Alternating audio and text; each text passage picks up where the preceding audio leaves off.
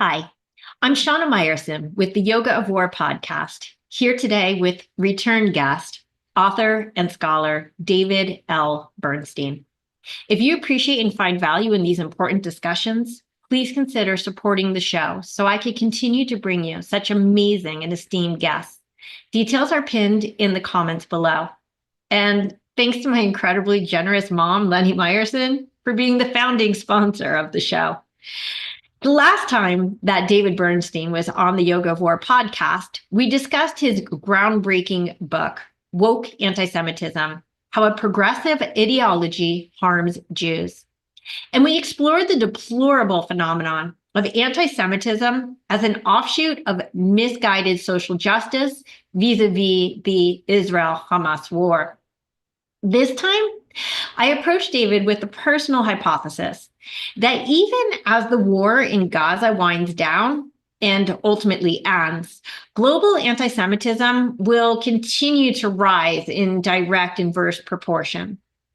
That all the so-called social justice warriors who have cried so loudly and violently for ceasefire now were simply using the war as a convenient excuse for flat-out Jew hatred. I presented David with this thesis before the ceasefire was ratified. And I have to say, my premise is so far disappointingly upholding. I'm just as eager as you are to hear his expert view on the state of anti-Semitism, both today and heading into the future. It is my distinct honor and pleasure today to welcome back to the show David L. Bernstein. A passionate advocate for the free expression of ideas, David is the author of Woke Antisemitism and the founder of the Jewish Institute for Liberal Values, which supports viewpoint diversity, counters radical ideologies in the Jewish community, and opposes novel forms of anti-Semitism emerging from radical social justice ideology. Bernstein previously served as president and CEO of the Jewish Council for Public Affairs, executive director of the David Project, as well as various senior roles with the American Jewish Committee. Bernstein has been a leading advocate for Israel's quest for peace and security on the legislative, diplomatic, media, and intergroup relations fronts. Thank you again for joining me again, David. I really look forward to this discussion. Great to be back with you. Thank you. Let's jump right into the deep end. 16 months now after the horrors of 10/7, I have to admit that I am still utterly baffled how vehement and violent Jew hatred has become the new multicultural tolerance. In your opinion, why did the world absolutely trip over itself to get in on the BLM frenzy, yet all but completely wash their hands of any social responsibility when it comes to confronting anti-Semitism? Yeah, I think what we saw in the last decade or so is the emergence of, I'll call it applied intersectionality. You've heard the word intersectionality, and it originally meant something completely different. It was a term coined by a critical race theorist named Kimberly Crenshaw, and it was about how one's identity can be a source of either privilege or oppression, and then if one was both, was part of more than one oppressed category. So if you were both Black and a woman, you experienced a kind of compound oppression that you didn't experience if you were just Black or a woman. That was the original meaning of the term. But what happened over the years, particularly on college campuses, was that people used the term intersectionality to start connecting various causes. So they said, okay, all the oppressed people of the world are fighting against the same oppressor.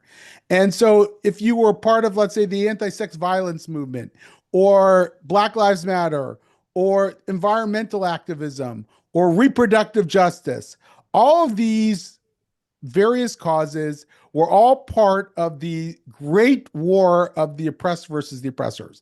And Israel was the perfect oppressor. It was considered the colonizer. Now I know we can argue and dispute all of their definitions about how Israel fits in. Of course, Israel's one of the most diverse countries in the world. Of course, Israel should be viewed as the oppressed, not the oppressor in the conflict. But that didn't matter. That's how it was coded. And they saw Palestinians and the Palestinian Solidarity Movement, that's what it was called at the time, really, as the sort of paramount oppressor. And I think that's why what we're dealing with. There's no nuance at all. So, the fact that gay rights are anything but respected, let's say in Gaza or the West Bank or, in the Palestinian areas, mean nothing to the LGBTQ activist community that wants to be part of this intersectional matrix. So that had been brewing for a while. I mean, that had been brewing well before October 7th, and it was getting worse. And I could feel it getting worse way before October 7th. I wrote my book a year before October 7th. I wrote it. It was published in October 2022, and a year before. So I was monitoring these trends in liberal left-wing spaces, and so when October 7th came, it had already been, in the pipeline. And what you saw was an explosion. It was like all of a sudden that cause could symbolize all of these other causes. That one cause they could rally around. That one cause, they could say, the Jews in Israel are the paradigmatic oppressors. And that's why I think we saw this tremendous, scourge of anti-Semitism that emerged after October 7th. Okay, so let me clarify some terms here, because you just referred to the reviled group as one of two things. First, Israel, then second, the Jews of Israel. Here's the challenge, and I think you know where I'm going with this.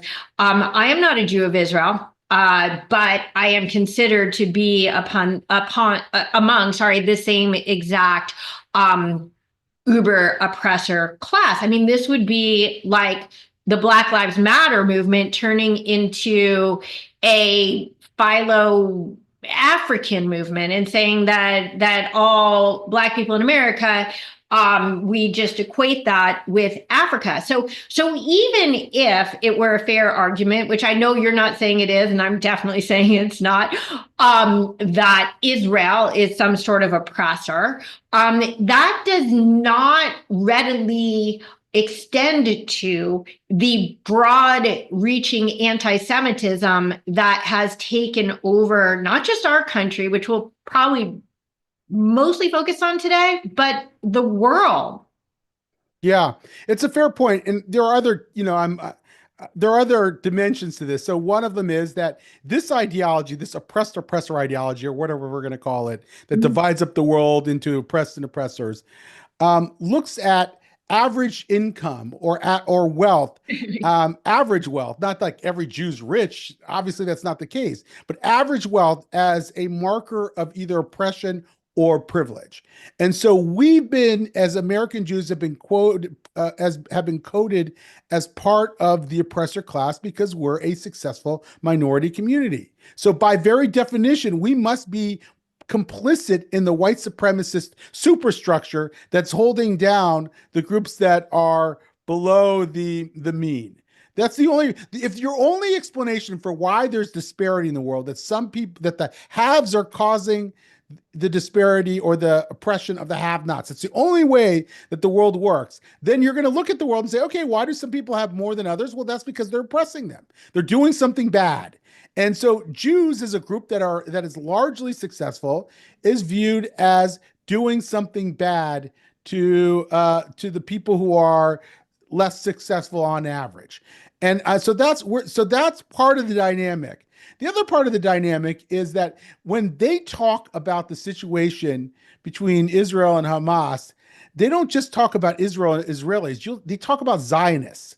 And by that, they're trying to extend the complicity of Israel's supposed genocide or apartheid to all Zionists. That is, that mostly American Jews who support Israel's right to exist would all be labeled as Zionists. So therefore, by virtue of your beliefs in the idea of Israel, you are now complicit in what Israel has done in their view to the Palestinians. So those dynamics, I think, come to play as well. So that's why we're not immune. That's why a restaurant in Brooklyn was just defaced that really, takes no position on the Israel-Palestinian issue. It's just a restaurant that puts out good food. And it was defaced because the owner is a Zionist, and that makes him therefore guilty.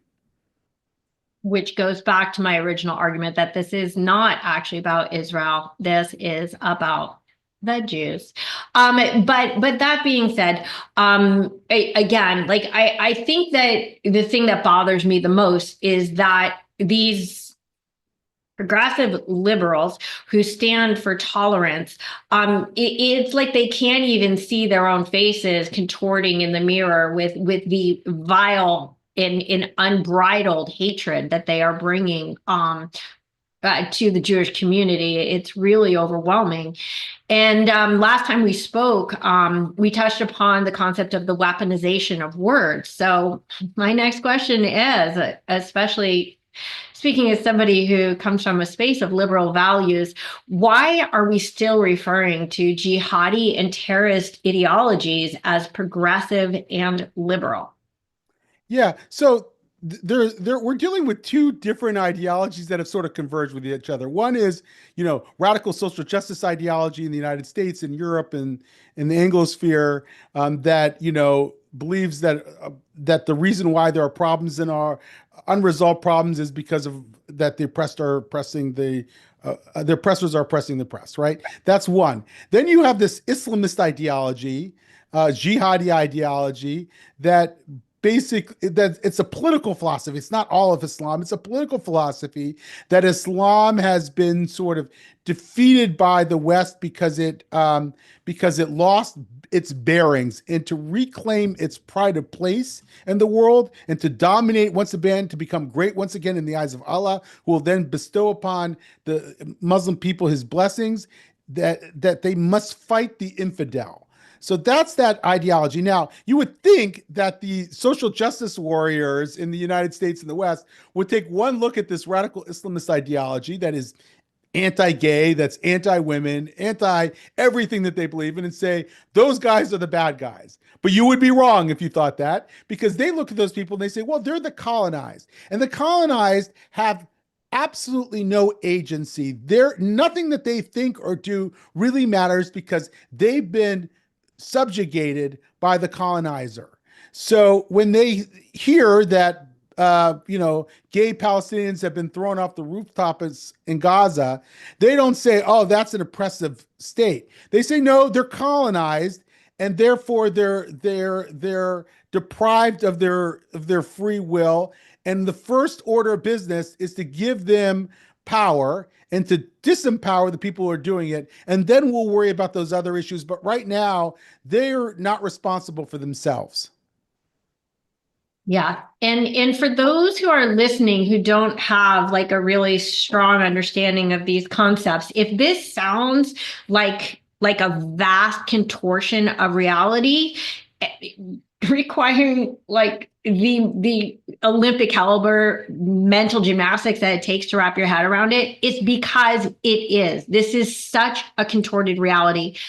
What is now seen as progressive and liberal is honestly regressive. And as illiberal, I think, as anything on earth today. Absolutely. So, okay, let me preface my next statement by saying that I have never been accused of being an optimist when it comes to the rise of anti-Semitism and anti-Zionism.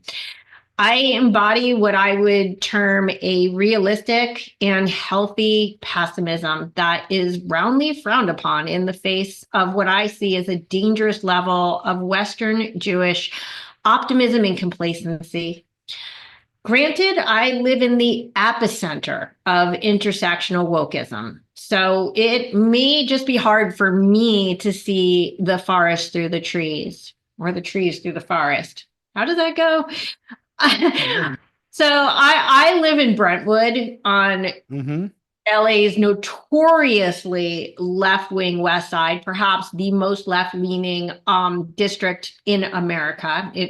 maybe barring something in San Francisco. I'm deeply ensconced in the love and light world of yoga. And I also used to be proud to be an Ivy League grad. So no matter where I turn, it seems there is more anti-Semitic vitriol and rage around every single corner. And as far as I'm concerned, this war should not be regarded as a two-sided argument. It's a slippery slope when we normalize the debate of good versus evil. So, David, you are a strong advocate for free speech, and I'd like to dig into that just a little bit. Sure.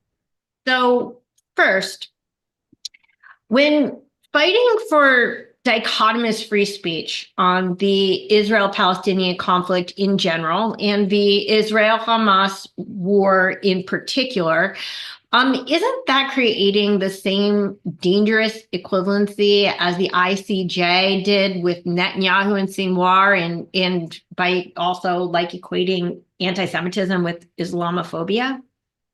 So I'm not equating anybody with anybody by supporting free speech. I'm saying free speech is an opportunity for society to openly discuss questions, to debate, and that is the operating system of a healthy society. Allows people free speech. It allows different points of view to come to the surface. We realize that some things are just gross, and beyond the pale, denying the Holocaust or saying that, slavery should have never ended or something like that, outrageous like that. But in a healthy society, we have a pretty large Overton window. We want people to be able to talk about issues, because the opposite of that is to stifle free expression of ideas, and that usually empowers a bad guy in the process. And in this case, in the environments that you're part of, that I'm part of to a degree, those bad guys are leftist totalitarians who are dictating what can be said, what is acceptable, and what's not. And that is not healthy. And so I think when we're talking about restoring free speech, we're not saying that everybody's opinion is equally valid. We're saying that the best we can do as a society is to have an open society that allows people with different views to debate each other in an open way. And that stifling that, as you see on many of these college campuses, I think I might have said this last time I was on, if you want to understand how free speech intersects with the radicalism and the extremism we see on college, look at the colleges where it's worse and where free speech is at its lowest point. How do we know where it's at its lowest point? The organization FIRE does an annual survey, and the three worst colleges on free speech are Columbia, Harvard, and Penn. They're the most intellectually stifling environments of any college in the country. And they're also the places where there was the most anti-Israel and anti-Jewish extremism. That's because an ideological camp has taken over that campus and said, we're the ones that get to decide what's true here. And if you don't follow us, then you're on the outs. Then you're an oppressor. So I think that look, free speech does not solve all of our problems, okay? And I'm sure there are people there are anti-Semites who will use it as a platform, but they already have a platform. Mm-hmm. They don't require, in fact, they're the ones that are taking advantage of the stifling intellectual environment. They're the ones who are saying, we're the ones that get to say what's right and who has speech. So I think we should, our answer, free speech is not our problem, it's our solution. Is restoring that in what a true liberal environment. A true liberal environment allows people with different opinions to talk to each other and talk and disagree with each other. And at face value, I actually 100% agree with you. But look what happened with X. We didn't wind up with a kinder, gentler, even more fact-based narrative, but in fact, exactly the opposite. I mean, isn't this like trajectory anathema to our actual goals of educating the uneducated and miseducated? Because when we advocate for free speech, it's under the pretense that that's going to allow our voices to be heard, but it goes both ways, which means the other side, which is bigger, badder, 97 or more percent of these faculties, is going to get louder, and they are going to be empowered to embrace more lies and more propaganda. So I would say that free speech only meant we get to be heard. Terrific. But I'm afraid that this is going to amplify the other side as well. Do you think the other side is lacking in their ability to speak? I mean, it seems like they have a pretty big platform as it is. I mean, they don't need free speech to have free speech. They're out there. They're dominating the narrative. It's not like you're not okay, let's not have free speech. We're going to shut them down. They're out there. They have a platform. They're taking full advantage of their free speech. They've used the environment in the academy to stifle our voice. Okay, they've used it to stifle our voice. You make a very good point about X and about social media, and social media didn't quite work out the way that we thought. It didn't just create free speech. It created sort of ideological bubbles where people could organize and just hear themselves or echoes of themselves in others. And it reinforced ideological prejudices. I don't have an easy answer to that. I don't, when people say, well, then let's stop the free speech on X, let's moderate this in a more way, let's aggressively intervene. What you end up doing is empowering a bunch of 23-year-old Yale graduates who are the censors now that have been hired by X or Instagram or Facebook, whoever else. And they don't just, they empower the people you don't want them to empower. And they and then they use it as an opportunity to shut down discussions on important topics like gender or racism, and treat anything that diverges from their consensus view as being racist or bigoted. So again, the stifling of free speech ain't working out well for us. And I'm saying, look, I don't have all the answers, and free speech doesn't solve everything. But I do know this, that when campuses were less ideologically charged, less stifling, more open to alternative ideas, they were better places for our students, Jewish students, than they are today. And that's why I would much rather go back, not that we could ever go back to the past exactly, but go back to a place where there was a much healthier free exchange of ideas, because I think that's the best we can do. Okay. Normally I would believe in freedom of speech to the extent that intellectual discourse should not be censored, but to the extent that it's actually embroiling these campuses in such an anti-Semitic rage, I do believe that they're not free places. That's the point. Know. Sure. They're not, they're places that lack free speech. Right. They're places that are favoring certain perspectives over other perspectives. Okay. It's favored speech. It's not free speech. Yeah. Okay. So I hear this argument all the time from the Jewish camp, is like, we need to hear both sides. You need to hear our side. You need to understand there's two sides, et cetera, et cetera, et cetera. There's just the issue of that the anti-Israel camp has absolutely no interest in, as you said, in any sort of unbiased approach that teaches both sides of the conflict. So it's like we take such pains to be egalitarian, right? Remember during Black Lives Matter, the worst thing that you could say was all lives matter. Like that was like the worst thing you could say. It proved that you were a bigot. But I feel like our efforts of egalitarianism become like pretty much cannibalistic. It feels like as Jews, we're now undermining ourselves with our own determined tikkun olamism. Right. And so I think you're conflating a few different things. Look, if there is no free speech on campus, it is not the bad guys that are going to be shut down. It is us who are going to be shut down. That is what's happening. Okay. You can say, I'm not for free speech because I want the Hamasniks to shut up. Yeah. That is not what will happen. The campus is dominated by people who agree with the Hamasniks, not us. It will be if there's no free speech, it is we who will be shut down. Okay, it is our voices that will be considered marginal, not the other side, because we are the minority voice. Okay. So free speech always empowers the minority voice. They're the dominant voice on campuses. This deck is stacked against us. The professors are something like 98% lefty. I mean, Right. the statistics are unbelievable.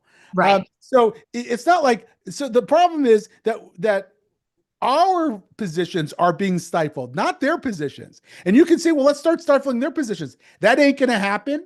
And it will, and you do that, and you power somebody to stifle the positions. That is a tool that will be used against you. I 100% understand what you're saying, but within the argument is also the problem. Let's take it to the right instead of the left. If we have professors that suddenly become the dominant voice because they want to teach courses on Nazism and Holocaust denial, Right. we say, no, let us also teach a course that the Holocaust did happen? Or do we say that supporting terror, supporting Nazism, just like we would never have a class on, on anti-Black, anti-gay, anti-trans, anti-minority, anti-women, Right. like it just wouldn't exist. So I 100% understand what you're saying, but the problem is also within your actual response. Right. But see, the Overton window is not an unlimited, you don't say the N-word, for example. That is demeaning rhetoric, right?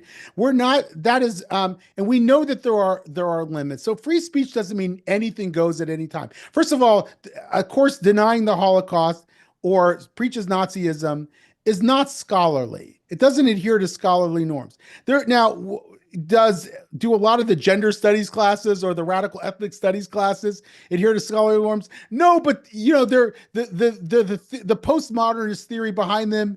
There's a case for it. Like, you can make an argument about it. You can make an argument of Palestinian oppression if you want.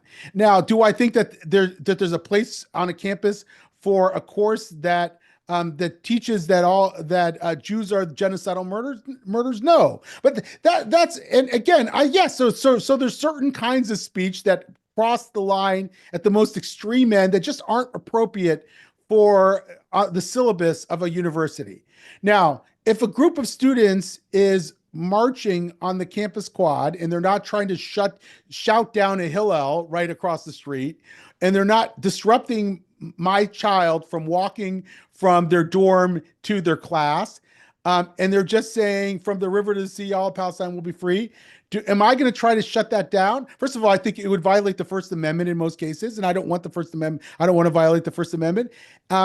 So to me, that's not our problem. If that was the only thing that was happening, is a group of 100 students, 200 students were going around yelling out this chants, we'd be okay. What's happened is much more nefarious than that. What's happened is that a group of radicals among professors and students have taken over the campus square and tried to shut us out. Okay, so the problem is not that a group of students can say something we don't like that we regard as radical. The problem is it's been empowered at the highest levels, and that we have to oppose. 100%. Okay, so woke anti-Semitism is here. It's here. It's here. The question is, and it seems like you've answered it, like, is it here to stay? So we know that this phenomenon is a function of intersectionality, as you have so clearly explained. We also know that our education system, everybody outside of this argument only sees the college campuses, but we're talking preschool to grad school here, has been complicit in this dangerous social programming. Some from the educators themselves. I got an email today from the ADL saying that 25% of the college students who were in a particular survey said that they received anti-Semitic rhetoric from their professors. 25%. That is frightening. That is indoctrination. So some of this is coming from the educators themselves. Some are coming from the student groups that are both sanctioned and often celebrated with burritos and pizza by university administrations. So Students for Justice in Palestine immediately comes to mind. It's three lies in one name. The students are the Muslim Brotherhood. The justice is the annihilation of the Jewish state. And Palestine is the Jewish state. So let me just zero in on this for 1 second, because I think that they have played an outsized role in this conflict. How significant of a role do you think SJP has played in the college campus crisis that we've been facing in the last few years? It's a good question, but I'm going to take a step back and then I'm going to pivot to the question. The question about how much of an optimist or pessimist we should be, it's a hard question for me to answer. I'm sort of a natural optimist. I really am. Like, I think, my wife sometimes gets mad at me when I'm like, oh, it'll all work out. And she's like, how do you know it's all going to work out? It's like, because it's all going to work out. I'm reminded of the time not that many decades ago when there were neighborhoods that had restricted covenants where you and I couldn't live in, right? And there were clubs that we could never be part of. They still might be a little wary of us in some of those clubs, but most of them, there might be 30% Jews now in places where Jews weren't allowed to go golfing years ago, right? There are medical practices and law practices that would not have Jews, and Jews created their own legal practices, and now those places are largely integrated. Things can get better, and I imagine that if we were Jews in the 40s and 50s looking at those high walls and those obstacles, it would seem almost insurmountable. And now we're looking back and say, okay, that was then. And things can get better, and they do change. And culture changes as well.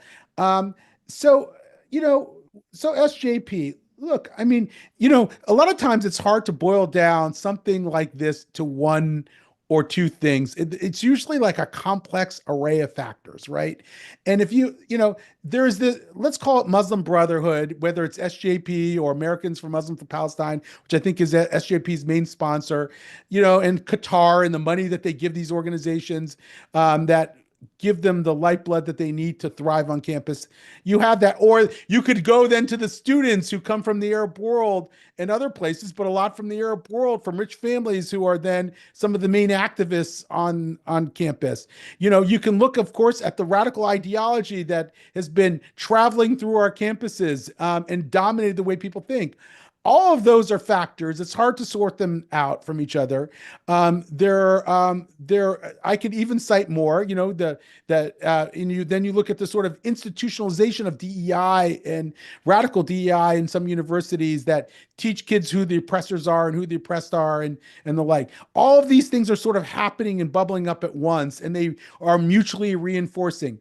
I think SJP is part of a radicalized Muslim Brotherhood network in the United States. I think we know less about it than we should because it falls under organizations that call themselves religious and therefore don't have to disclose all their information.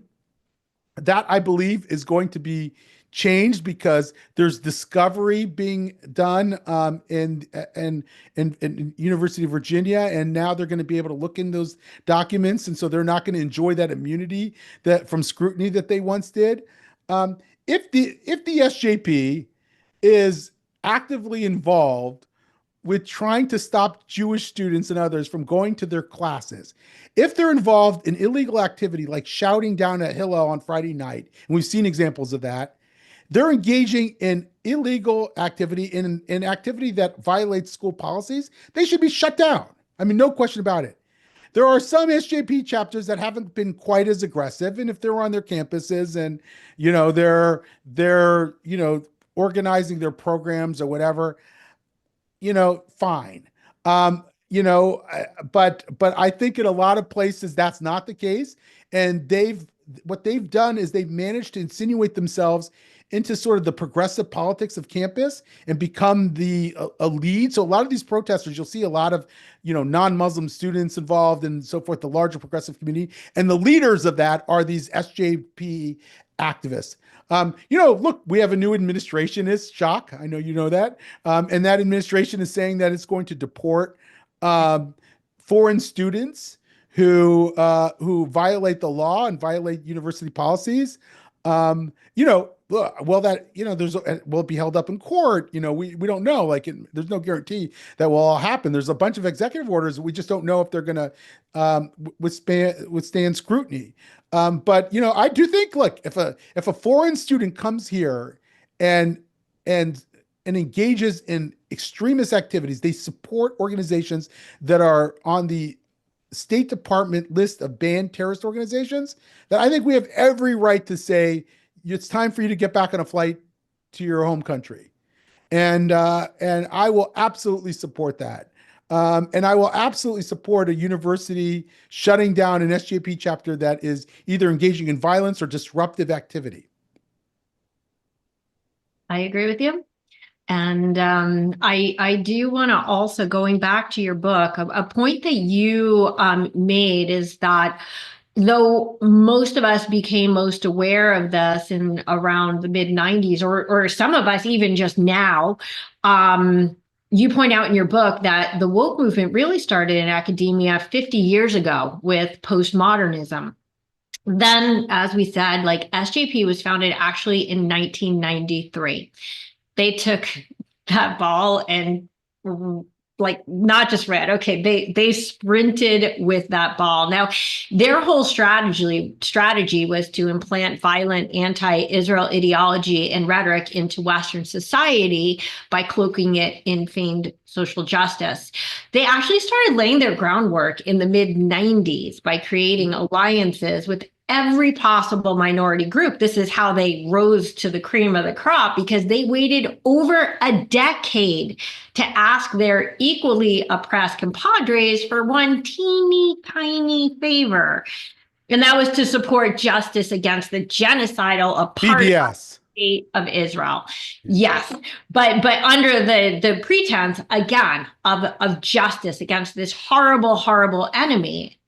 Then, of course, came woke baby of the 2020s, and the indoctrination was complete. Jihadis and Jew haters have inextricably co-opted the left, and it's been shown that a large percentage of these intersectional allies know a grand total of absolutely nothing about Israel or the war with Hamas.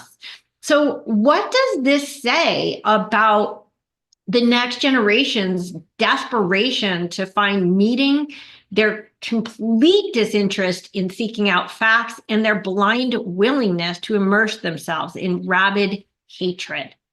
Yeah, it's very funny. I was speaking to a young man who's around 30, pro-Israel, actually wrote a book. His name's Dmitry Shufutinsky, wrote a book called Jiu-Jitsu, like Jew, Jiu-Jitsu. And I said to him, it's public, so I can say this. I said, so Dmitry, you're 30 years old? He said, yeah. I said, you're Gen Z? He goes, no, I'm a millennium. I said, oh, so you hate Gen Z as well? He goes, yeah, I do. Look, I have Gen Z kids. They're lovely people. I just sat with this college couple in Washington. They're both tremendous pro-Israel activists and writers and thinkers. And I thought, wow, if these kids are in charge in 25 years, we'll all be better off. So there's a lot of amazing young people who, by the way, whose sensibilities and views were forged in response to the sort of woke onslaught on their campuses. And these are the people who stood up to it. So there's some great young people out there. There were some very, very worrying statistics after October 7th that we've all seen, that, the Harvard Harris poll showed that about that something like 50-50 of young people between ages 18 and 24 supported Hamas. And that was really disturbing. And if you looked at that in the larger context of other age groups, it was really strange. I mean, most Americans, to the tune of 80% to 20%, supported Israel. And here we had this young generation of 18, 24-year-olds. Okay. That is a good argument for your brand of pessimism. Now, the latest poll that came out, maybe this challenges your thesis a little bit, I warn you. Just like this last few days, was that somehow their opinion now aligns. So, and by the way, that was not just one poll, Harvard-Harris poll. There were multiple Harvard-Harris polls over the course of very many months that showed that that was their opinion. And one just came out showing something like 71 to 29% of college students or 18 to 24-year-old age brackets support Israel. This is the latest poll, the same poll, the same questions that have been asked. So I'm interested in seeing more data on this. I'm not going to go and throw my party yet, but Right. it does seem like there's been some mysterious shift, and we'll have to learn more.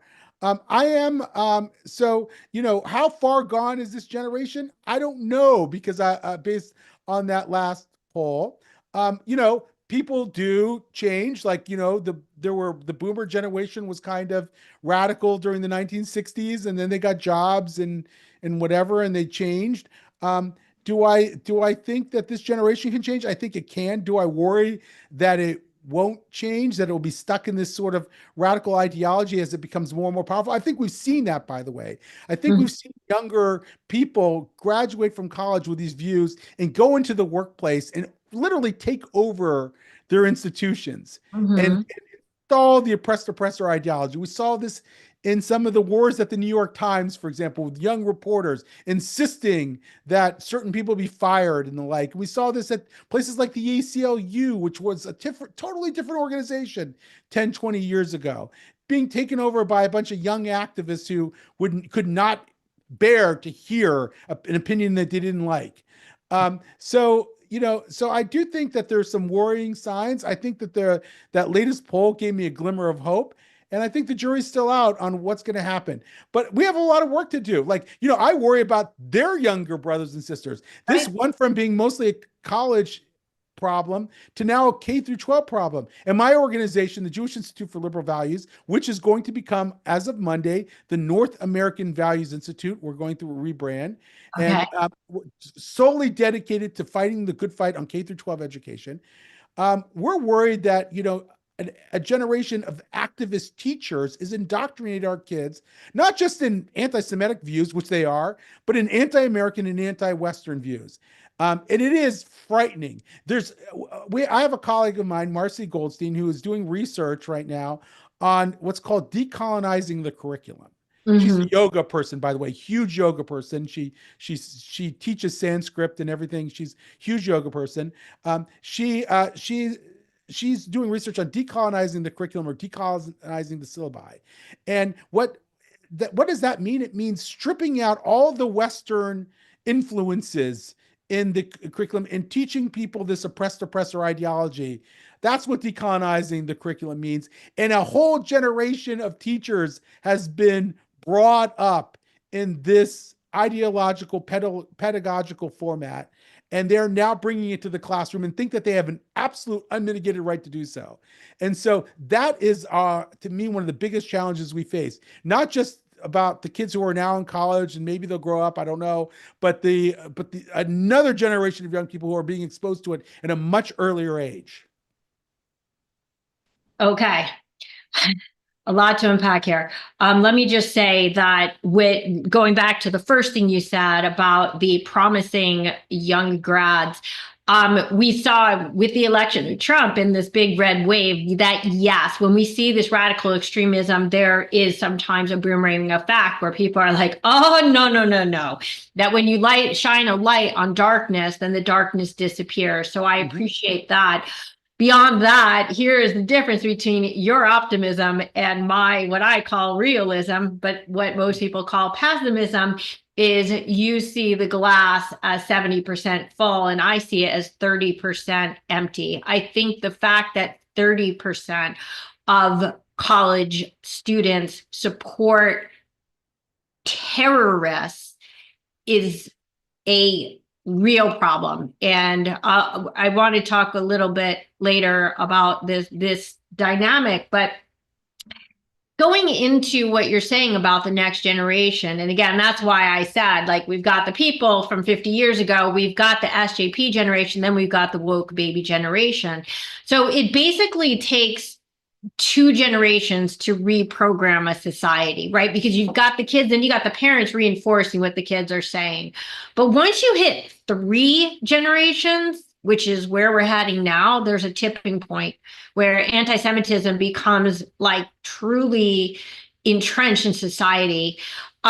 People across the globe are choosing sides in this literal war of good versus evil. And it genuinely scares me how many are choosing evil, even if it's only 30%. That's a lot. Now, no offense, but I would love to see your book relegated to distant historical memory someday. I don't Sure. see that happening. What, how can Western society be deprogrammed after kids, parents, and grandparents have all been radicalized, and the education system has proven that it has no desire to change?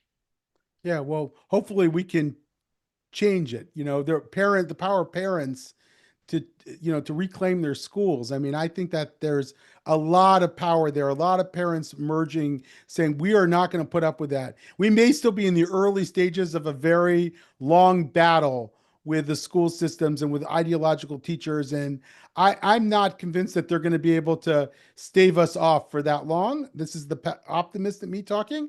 I do believe that fighting back works. Not always, not all the time, not in the way we wanted to, not in the timeline we always wanted to, but it can work, and that's why that gives me hope. Um, I I think that if you look back, the Gallup poll has been doing polls on Israel and the Palestinians for something like 25 years, and you can see, and actually, it was really the high point of support for Israel was like 2013, 2014, where something like, 68% of Americans thought that Israel generally supported Israel, and something like 15% supported the Palestinians. Can Um, I can I just interject something really yeah, quickly there yeah, because yeah. 2013, 14 is important. 2014 was Operation Protective Edge. Okay, that was the tipping point where social media had entrenched, right? Coleman Hughes talks about this, about how Yeah. the opinions of Black oppression skyrocketed in that same exact year. This isn't a No, coincidence. no doubt. I write about it in my book, by the way. I Yeah. was heading up a pro-Israel campus organization, and I literally, from one school year to the next, had seen a tremendous shift in attitude on campus. I mean, it was palpable. Some of the students that we had been working with that were pro-Israel had become anti-Israel overnight. So you could really feel that. But I'm saying, and it might have been more like 2012. I have to look back at it. But I'm saying that there was a high point of support for Israel around that time, and it's not that it actually, if you look at the line, it's not that the line starts to decline. What you start to see is that Republicans in the right become more and more pro-Israel, and the left becomes less and less pro-Israel, the Democrats. Um, and that trajectory continues. But what we saw during that time, particularly 2013 to 2020, was a much more precipitous decline among a very specific age group, which are young people. Mhm. And that really scared us, and we started to say, well, that feel that they may be beyond reach right now. That a lot of the communications efforts, and there was some serious polling and surveying done, were saying that young college students were still up for grabs. Not all of them, but a high percentage of them were still up for grabs. But as 2013 became 2015, that became 2020, fewer and fewer college students seemed to be, according to the data that we were seeing, up for grabs. And so we started to think, well, maybe good messaging is not going to work. Why isn't good messaging working anymore? Why is it that a view that was confined to, let's say, 20% of campus, this sort of Israel's an apartheid state, now somehow a more dominant view? And I think what happened is that's when the woke revolution hit. And that's when people were conditioning students to think in these binaries. And that made them much more susceptible to thinking that Israel had to be the bad guy and the Palestinians had to be good guys. That's how we're dividing up the campus. That's how we're dividing up the world. And that's when things started to go down. Again, can that change? I don't know. I think we have our work cut out for us. Let's put it that way. I'll tell you, as somebody who's been a pro-Israel activist for decades, 2014 was the first year that we started seeing counter-protesters at the pro-Israel rallies here in Los Angeles. So Sure. I remember that very, very clearly.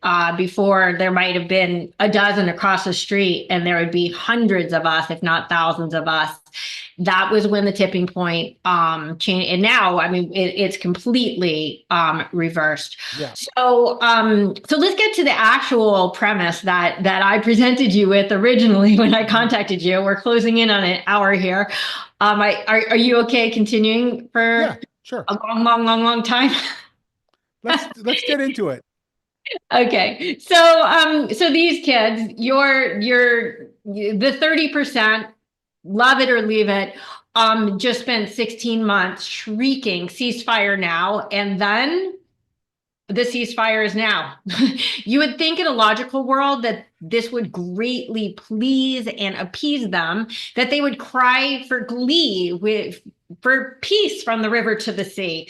But no, instead, they've actually doubled down on their violent anti-Semitic intimidation and threats, not just in America. Again, we're talking globally. They're calling for more jihad, more death to the Jews, and they've instigated another spike in anti-Semitic incidents. With the ceasefire now in effect and the possible end of the war in sight, it's been my long held belief that far from woke anti-Semitism receding into the annals of history, their voice will only continue to rise in a morally irreconcilable inverse relationship to the winding down of the war in Gaza. I'm wondering if you agree or disagree with this thesis. I'm gonna say the jury's still out on it. I think that there's evidence going both ways. Look, globally is one, the global perspective is one, the US perspective is another. I worry that the Jews in Canada, for example, where they're badly outnumbered, where the demographic lines are going in the opposite direction, where there's a very, very robust anti-Israel voice that it can dominate and shut them down, that that they're more in trouble in the long run. And I think the same can be said for Europe. In Um, Australia, my and goodness. yeah, Australia, and worst. Australia as well, very similar to Europe. The United States is a different ball of wax in many ways, and I'm more optimistic. I'm not saying that it will turn out this way, but I think I'm more optimistic. First of all, look, I think that I I think that there are fewer encampments this year than there were last year. It's not, this is not the spring of 2024. I mean, it's just not. Like, there's still a lot of nasty and violent campus activism and professors shutting down students and the rest, but you're not seeing the same thing as you were last spring. But why? It's not because they don't want to. It's because they're not allowed to anymore. It Well, okay, maybe a little bit of both. Maybe that some of the energy behind the movement has died down. That was the fad of the time. I'm not saying the fad is completely not upon us, and I'm not saying by any means that woke anti-Semitism is not a problem. yeah, What I would argue is that what's happening in the larger society is that wokeism has sort of reached a tipping point where it's on the decline in the larger society, but what's happening in institutions where it's the strongest, they're doubling down. So if right. you look at, like, if you're a K through 12 ideological teacher who wants to indoctrinate your kids and politicize your kids, right? In your way of looking at the world, and you're seeing what's happening in the rest of society in this sort of anti-woke backlash and the anti-DEI backlash, you're going to do everything you can to get your view locked into the curriculum. Sure. So you're going to work extra hard now because you know that your days may be numbered and you want to institutionalize it as much as possible. That is what is happening in my view. So if your kids are in a K through 12 system, it may be worse this year than last year because those ideological teachers are working overtime to get themselves, ingrained into the system. Just like Um, Iran running for the bomb. yeah, exactly. Let's get it Exactly. done before Trump stops it. Yeah, exactly. So I think that's what's happening right now. And so we're not out of the woods by any means. I think what's happened is that they've been exposed to being much more of a minority than they pretended to be. In other words, this is what this ideology does: is it makes a small group of people loom large. It makes Mhm. a small group of ideologues. Even the 30%, by the way, in that poll, doesn't mean that all those 30% of college students really support Hamas. They're given a binary choice on Right. a survey, and they say, who do you support more? And when they say Hamas, they're not thinking about these guys with the green headbands and the black faces. They're thinking about some are supporting Hamas. I mean, and some are probably just saying, well, I think that the Israelis are being mean and the Palestinians are nicer and they're victims or whatever. So not all of them are Hamas nicks. Too many are. So and to me that poll is good news. I mean, would I rather 30% support Hamas or 50%? I'd rather 30, and I'd rather know that we're part of the 70%. So let's we can't take good trends and say they're bad trends.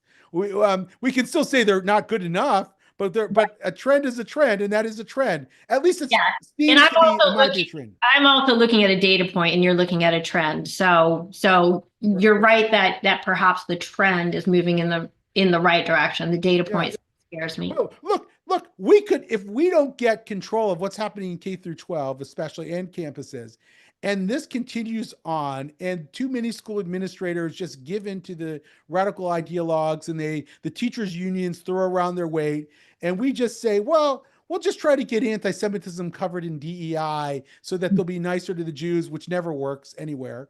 Um, we're we're going to really be facing a long-term problem, and there will be a diminution, and it will get worse in a real sense. And so I don't want to declare victory by any means. We have a lot of work to do, and there's no guarantee that we'll win even if we do everything right, because these are some very powerful forces that have been allowed to run roughshod over society for a long time, while very well-meaning people, some of them a little center left, some of them a little center right, sat around and said, you know what? I don't want to take these people on. They're kind of nasty and they're going to call me names. There's that old saying, never wrestle with a pig because you'll get dirty and the pig likes it. So moderates, well-meaning moderates, the people who take their kids to, hockey practice or whatever every day and have other things to do, um, they don't want to get dirty. And so they stay out of it. And what does that do? It puts the pig in charge. And Right. so, Exactly. and so we've allowed that to happen for a long time. And now we've got to go back and try to fight those forces off and put them back into their place, because they're not as many as they seem, but they've had outsized power. That to me is our fundamental challenge. And there's no guarantee we'll be able to overcome that. It's a huge challenge. They really have accumulated a lot of power in particular institutions. And those institutions are the key cultural institutions, the places that we learn reading and writing, that we practice reading and writing. These are scientific journals. These are medical associations and legal associations. And so they have tremendous cultural power. And so there's no guarantee that just because we've reached a tipping point at society at large, and that's showing up in elections and the like, that that's going to be translated into victories within these institutional settings that are super important. So we have our work cut out for us. I do think the trend lines are in our favor, but who knows, and that means that we've got to build the majority voice. And this is really where I think our strategy has to shift. Mm-hmm. Our strategy it's not about getting people to understand and fight against anti-Semitism. It's about understanding that these radical forces are deeply anti-American. So our allies are not the people who agree with us, they're the people who align with us. It Mm-hmm. might be a veterans group that says, I don't want people hoisting a Palestinian flag in the middle of campus. Take down the American flag. How dare they? Those are our allies. Or it might be an Indian American who's upset that they're closing down the magnet school. They're not thinking about anti-Semitism. They like us. They want to be us. You guys Jews have succeeded so much. How do we do that? But they're not concerned about anti-Semitism. They're concerned about the magnet school. They're our allies. Shared values. Right. Shared values, shared American Western liberal values. And It's that's what positive intersectionality. yes, our own form of Productive intersectionality. intersectionality. Right. Yes, exactly. That's what I think we've got to affect in society. When I don't know, I hope I didn't say this on the last podcast. my when Betty White died, my wife started to watch all of the old episodes of the Golden Girls. And I don't watch it. I sit, but I'm sitting next to her in bed, and she's watching it on her smartphone, and I'm listening to this dialogue between B. Arthur, the Dorothy, and her mother, Estelle. Estelle. Exactly. And it was hilarious, as it always was. And she Yeah. said, and at one point, Dorothy um started to lecture her mom. She said, "Mom, you were the one that put the American flag in my hand. You were the one that told me about this country and what it stands for." And it was this beautiful patriotic tribute. And I was thinking, it stopped me in my tracks. Why? Because this was a very liberal show in the 1980s, a very liberal vanguard show, and you would never hear such a show today express such sentiment. And I thought to myself, that shows you in a nutshell how things have changed. And what we've got to get back is sort of we got to get moderates and liberals to retake and re-own their own narrative about this country and about the West and about the values that they stand up for, and that will be a bulwark against anti-Semitism. Yeah. Um, and I think and in that is our advocacy. In that are our new alliances. In Mhm. that is our optimism. Okay. I like that you ended with the word optimism because I heard a little bit of Shauna pessimism in there. There But was, well, I decry what happened. I you decry what happened. Like what we allowed to happen. And us nice. I mean, I'm a Gen Xer. I don't know if you are. You might. yeah, I think we're about the same age. I'm We probably say. How old are you? 53. I'm 58. So I'm on we're both Gen Xers. A few more years I'd be a boomer, but I'm a Gen Xer. And, we didn't stand up for these core values in the way we should. And we allowed the discourse to get away from us. And now we created a generation of people who don't respect those ideals anymore. So, Yeah. yeah, is that pessimistic? Well, that's realistic. That's what happened. But my optimism is we can reclaim this, and we must reclaim it. I hope we do, because one of the other points you make in your book is that California is whatever happens in California will happen in the rest of the country a few years later. Speaking from California, believe me, the trajectory will not be a good one. Absolutely. It's very dangerous. I have not just kids, but parents many who have quit classes with me because I support Israel, for example, or have made a lot of painfully woke comments that are just very counterproductive. I don't know what else to call it, but anyway, so getting back to the concept of entrenching in anti-Semitism, again, it seems like you're saying somewhere between 2012 and 2014. I personally would say 2014, but whatever it was, there was something that shifted. But what I've seen with the anti-Israel activists is that particularly since then, they have been systematically keeping the anti-Semitic rhetoric alive, even during times of relative calm on social media. And this is always calm is always relative, of course. So as to prevent the flame from burning out and to set the stage for the next conflagration, which was 10/7. So let's be honest, woke anti-Semitism did not start with the war. So why would it end with it? This war was just a force multiplier, and I want to show a graph. These are the U.S. anti-Semitic hate crime stats. Hold on one sec. Let me share my screen for one moment. Uh, Hello, hold on, sorry. Share. Oh, grr. There we go. Um, there we go. Okay. So This is the ADL's graph of anti-Semitic incidents in America. You can see in the bottom that they define it as anti-Jewish vandalism, harassment, and assault reported detected by ADL. I'm gonna have to move this so you can even see the top of this graph.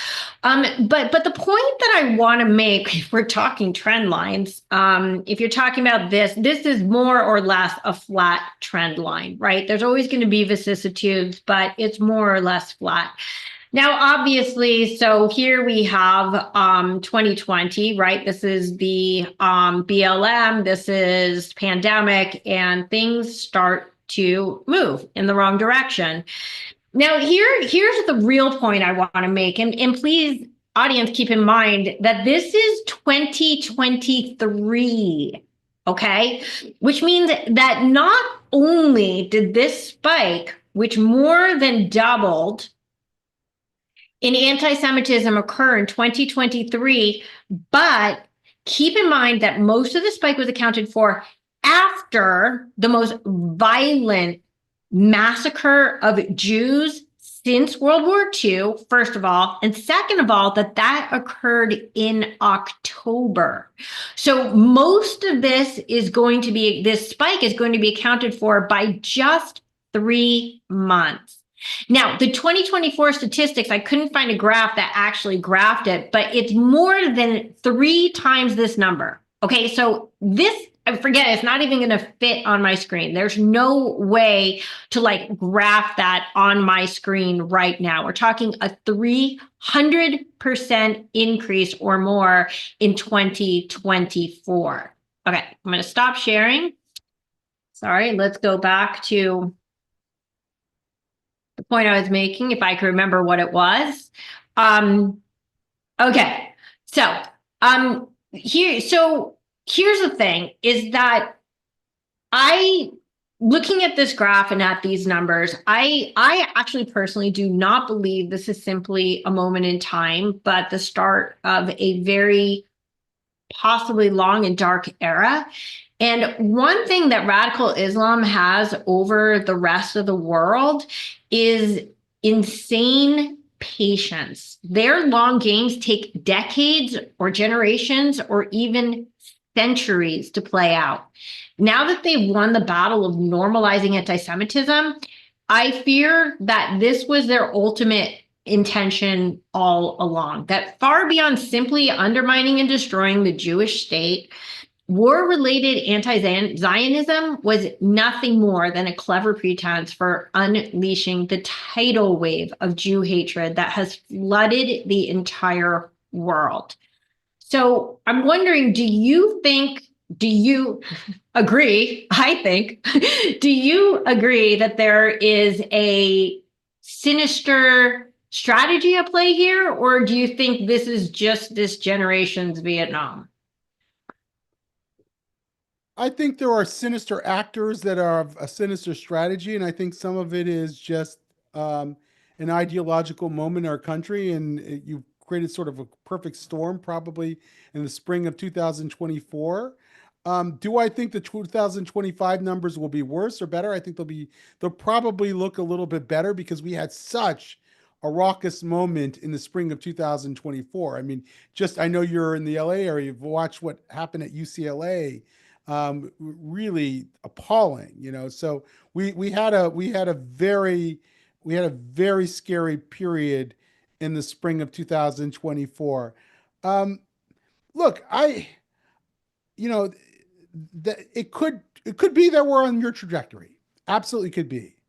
I'm involved in some war game scenarios about the future, and there's this sort of dystopian one of 2048 that we're going to contend with, in which Jews have become systematically disenfranchised in this country.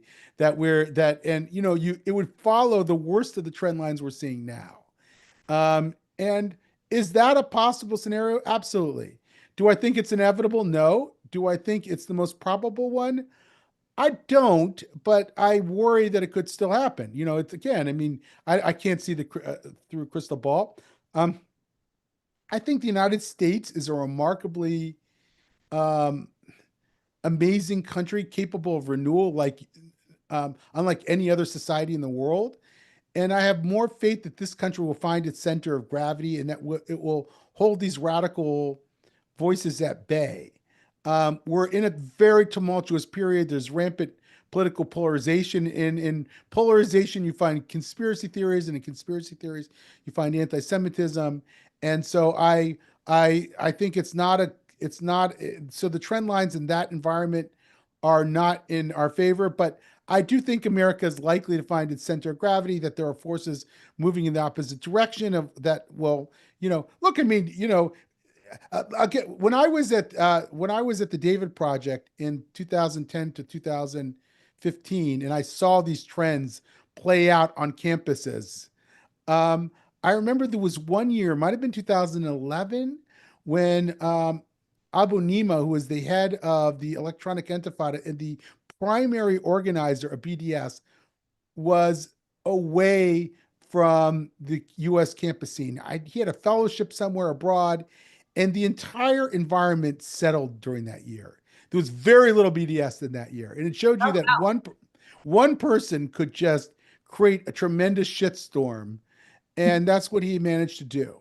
Now, look, if there's if a bunch of students from the Arab world who have been fomenting all this now fear that they're going to be deported if they do so, or some of them are actually deported, might that change the campus atmosphere all of a sudden?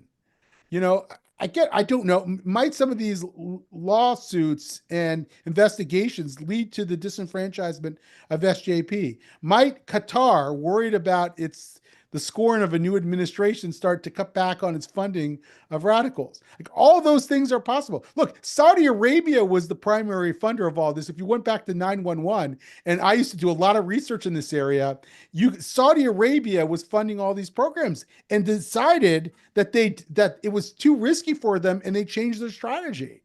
Mm-hmm. And so Qatar took their place. So again, things do change, and they change for the worse and they change for the better. And so I don't think you can just look at the trend lines on a graph like that and say that's going to just keep on going up and up and up. I don't think it will, but it's possible that it will. And that's why I think we have to maintain some agency ourselves and say, how are we going to fight back against this? What are we going to do to catalyze a counter movement against these ideological changes? How are we going to make sure that Qatar doesn't continue to fund these, these academic trends and these radicals on campus and these radical organizations? Again, it was partly the Jewish pushback against that in 2001, 2002, 2003 that put Saudi Arabia on its back foot and made them reconsider. So why not again? Well, when it comes to Qatar, let me ask a question, because I guess my understanding of academia isn't as complete as I'd like it to be. How does the tenure system, so let's say Qatar tomorrow is like, okay, I'm going to take this $7 billion.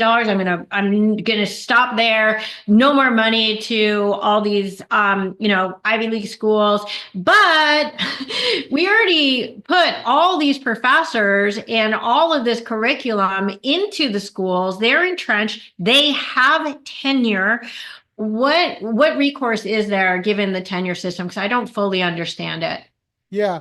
Look, it will take a while to work some of that out of the system, but it's not the only thing happening. So if a bunch of Jewish donors, or not just Jewish donors, but donors and trustees of universities, say enough is enough, and they start pushing back, and they put pressure on university presidents not to empower these professors and and give them louder microphones than they would have otherwise had. I think, again, you can change the dynamic. It's not going to happen overnight. This is a generational challenge we're talking about. But I think also, by the way, that money doesn't just ensconce people in universities. It creates an incentive structure for people like that.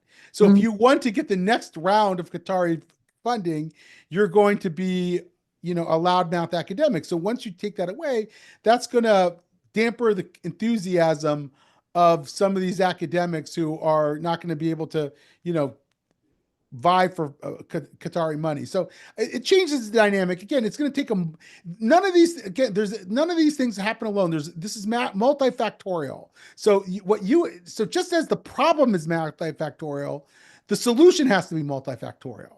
So we have to hit the system coming from different angles and in different ways, so that it starts to retract.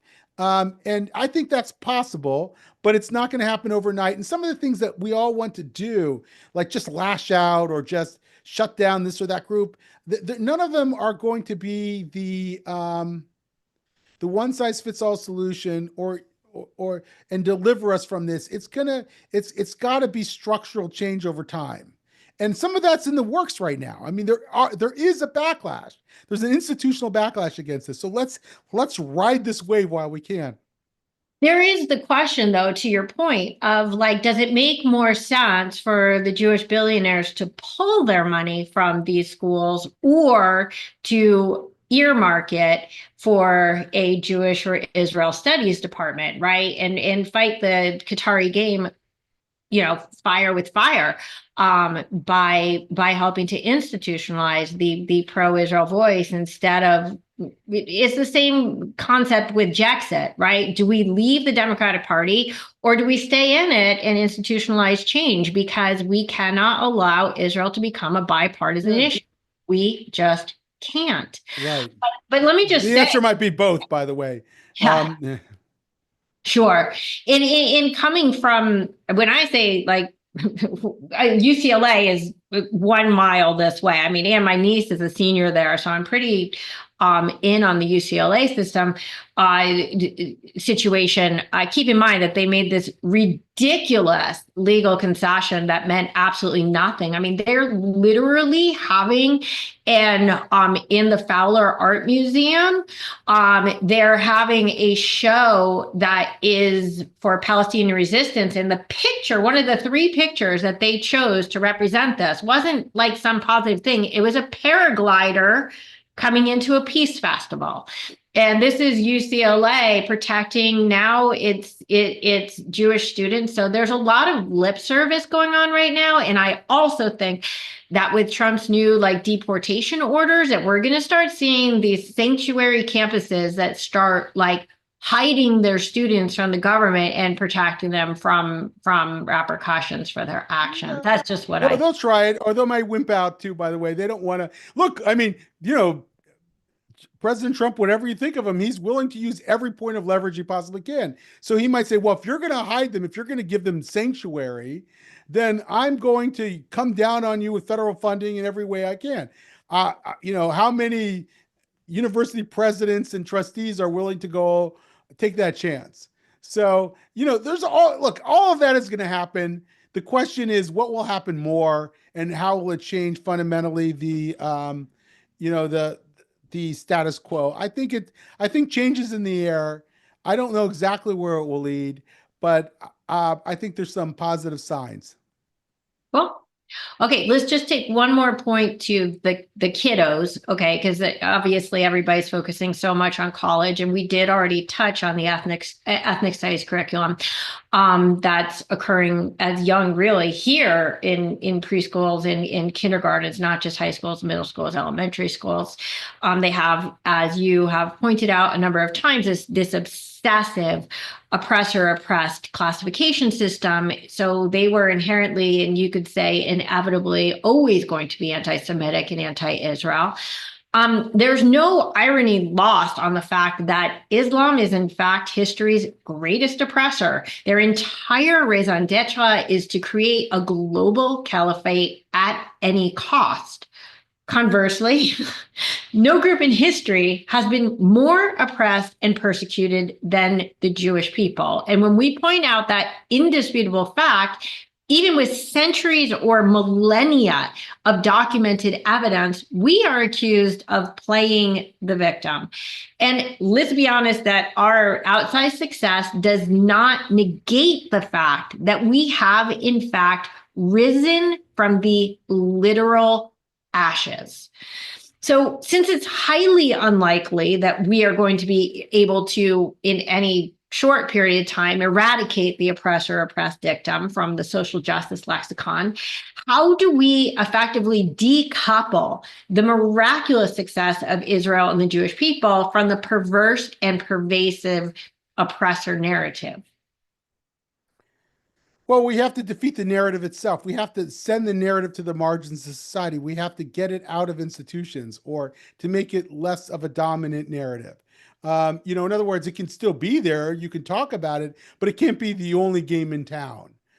Jonathan Haidt once said, the problem with critical race theory is that it's like it's cuckoo. And he says, by that, I don't mean it's crazy. By that, it's like the cuckoo bird, which will always kick another bird's eggs out of its nest, or it will go into another bird's nest and kick its eggs out and lay its own eggs. That's what this ideology does. It says no other theories are allowed, no other points of view are allowed. And it has a monopoly over the discourse in a lot of institutions. That's what we have to fight back against. We're not going to get it's wishful thinking to say, okay, let's position the Jews as the victim here because we're the true victims. That will never happen. We don't want it to happen. We don't want it to happen because all that does is it reinforces the ideological framework that's given us all this problem, that's brought America down with it too. So we don't want that to happen. We don't want to play by those rules. Those aren't rules that are ever going to benefit us. So that's why fighting anti-Semitism today, in my view, is not about just getting, progressives to uphold their ideology but treat us better. It's about getting that ideology out of its dominant role in society and in institutions. And that's the fight. I don't want to play the oppression Olympics. I agree with your assessment, by the way, but I don't want to play the oppression Olympics. I don't need to say that, oh yeah, we're more oppressed than you. I want it to be, we all can participate in this conversation. It's a great country. It's a pluralistic democracy. And I'm not playing by those rules. I stopped listing my ethnicity on those obnoxious questionnaires. I don't check the box anymore because it all reinforces the same thing. Your racial classification system, your equity worldview is, I don't play by those rules. And a lot of people don't want to play by those rules. So let's help empower those people. That's our task, I think. Right. And as Jews, we never try to position ourselves as the victim, but to state facts is a different thing than hiding behind them. Because here's the thing, the Jewish story is one of survival and resilience. It's not one of defeat and victimization, but it doesn't take away the Holocaust. It doesn't take away it doesn't take away the Crusades. It doesn't take away any of this. And if we can, maybe there's a way that when I'm just thinking this for the first time, that within this framework, that maybe the Jews are the one thing that slips right through the crack and is neither oppressed nor oppressor, and that there's a way to extricate ourselves from this conversation as far as education is concerned, to say, anti-Semitism is a problem, but we don't have to classify Jews who, by the way, when it comes to intersectionality, there's no way to put us in a box that we don't fit in any of these paradigms. No, nobody fits into these boxes. That's the point. Look, nobody fits into. Okay, exactly. Jim Crow America was an oppressive place toward Black people, without a doubt. And are there pockets of that oppression that still exist? I'm sure there are. But nobody exists in those boxes. It's always more complicated. The intersectional matrix never made any sense. It never accurately described everyone all at once. It was always situational. Look, if you go to the domestic violence field, they've learned not to call victims of domestic violence victims. They're survivors. And you use the term survivors. Survivors are people who have gotten over something and they're moving on in their lives. Right? It doesn't mean that they don't carry those scars. Obviously they do, but they're survivors. And I think that's the kind of mentality that we need. So that's why I don't want to play victim. I want to play survivor. And I want others to play survivor as well. I've always said, I'm reacting to you because I've been in these conversations a lot. That's like, we don't fit into this matrix for DI. It was never meant for us. That's true, but nobody does. Black people aren't all the same and don't all experience life in the same way. And they're not all living in a state of complete oppression at every moment. And LGBTQ people aren't facing that at every moment. And there are examples of it when it happens. And there's examples when Jews have been victimized as well. But that's not the one and only experience we have. We're living in a complex reality. And so it never made sense for anybody. And it's that simplification that causes the problems. I 100% agree, but I was going on the premise that we're not going to be able to get rid of this this dichotomy for a while. And so as long It's as going to take a while. um, That's what we should push back against. yeah, It's the dichotomy. It's not our place in yeah, the dichotomy. yeah. Can I make one question on a pivot to politics for a second? Sure. Okay. And then Because I'm going to have to wrap up after this one question. okay. So everybody is talking so much about the Trump effect, but I want to just talk really briefly about the AOC effect. Alexandria Ocasio-Cortez was elected in 2019 to great fanfare, and she quickly became the fearless leader of the mean girls and boys of the squad. She was coronated by Teen Vogue as a Disney Princess of Congress, and her calls to make anti-Semitism cool again were a dog whistle to the swooning teens who were dreaming of one day becoming congressional starlets themselves. Grown-ups hardly listen to her, but she has been the Pied Piper of young jihadis, and without term limits, it seems she's on a pathway for a long career in Congress. When it comes to Israel, she's just following along with her besties and playing playground politics. When the squad had just 3 members, you and I both waved the red flags. I was accused of being an alarmist, and now the entire US Israel relationship is at risk. To be honest, I feel this is the same complacency that Israel sort of had vis-a-vis Hamas. The Social Democrats are now a viable segment of our legislature, and what happens to Israel and the American Jewish community once the squad start becoming ranking members on pivotal congressional committees scares me. Plus, we have our top students from our top schools, and you talked about some that were very promising. There's also the kids from the encampments who also are coming from Harvard, who are also coming from Yale, who are also headed for Congress. Where does that leave Israel and the Jewish community in the American tapestry? Yeah, I think I know I'm hedging on a lot of these things, and I'm going to continue to hedge because I can't look through a crystal ball. I think, again, there's evidence going in both ways. My friend Josh Kraushaar, who is the editor-in-chief of Jewish Insider and is a regular guest on Fox News, he would say that if you actually look at most Democratic districts, they're not going to elect an AOC. They're quite moderate. And what's happening in the Democratic Party is not that we're electing tons of AOCs. Jamal Bowman lost, and Right. it wasn't the only one. The problem is that the AOC wing of the Democratic Party scares moderates into compliance, and it makes it so that they think that they're an outsized force when they're really not. You saw how much Kamala Harris and Joe Biden were trying to bend over backwards over a few thousand people in Detroit so that they don't alienate them. That's the dynamic it produces. It makes people think that they've got to keep the progressive wing in line, and that means that they're going to adhere to the politics of the progressive wing in order to get elected. I think that's a strategic mistake. I think it's proven to be a strategic mistake at this point, and that the Democratic Party would be much better served if it had another Sister Soldier moment and it tried to cast out that radical wing. I don't know that that's going to happen. I'll be a pessimist along with you on this one. Um, but I think that's the problem. So I don't, but I'll go back to what my friend Josh Kraushaar said. I don't see that many of them coming up, and some of them are being voted out of office as well.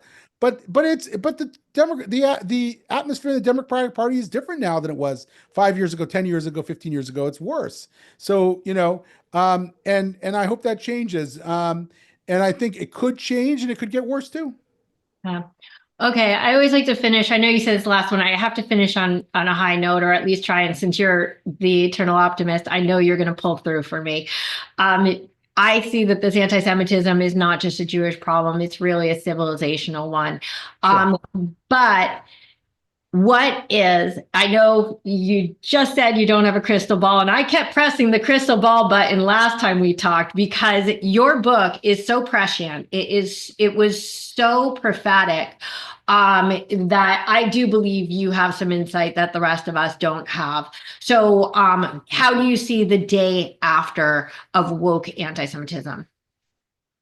Well, I mean, the day after woke anti-Semitism would be that America sort of found its bearings, that the leftist wing of the Democratic Party has been put in its place. Maybe the rightist wing of the Republican Party, the more extreme forces have been put in their place. That we found a center of gravity. That we've returned to a sort of normalcy in our politics. We've been through tumultuous periods before and ended up better at the end of them, so it wouldn't be the first time.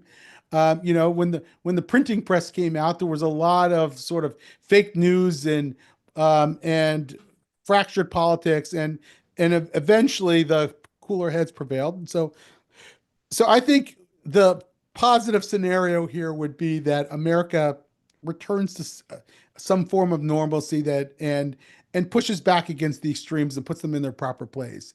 It feels hard to be too rosy about that because it doesn't, we don't see it happening yet, but we'll see. Like, I always say I like to do the thought experiment on my pessimistic friends. I say, can you imagine in 15 years that we're in a better place? And they said yes. And I said, okay, let's make it a better place. And so that's how I'll end. Perfect. David, quick question. The name of your organization is changing. Does that mean that people are going to have to find you at a different place? Are you keeping the same URL? Where can people find you? Yeah, when they go to the jilv.org AOL URL, it will magically put them into the new URL, which will be navivalues.org. And I'll be at david@navivalues.org. I do not possess that email account yet. It will go into effect like some point next week. But if they email me at david@jilv.org, which is my current email, it will magically appear in my new email box. So you'll be able to find me. I make myself very accessible, and I'm always interested in meeting people who want to explore these issues further. So feel free to do so. Awesome. I have all your links in the description below. David, thank you so much. As always, it has been a tremendous pleasure and very, very enlightening, and uplifting, for this realistic pessimist to talk to you again. Thank It's you. been fun. Thanks a million. Talk to you soon.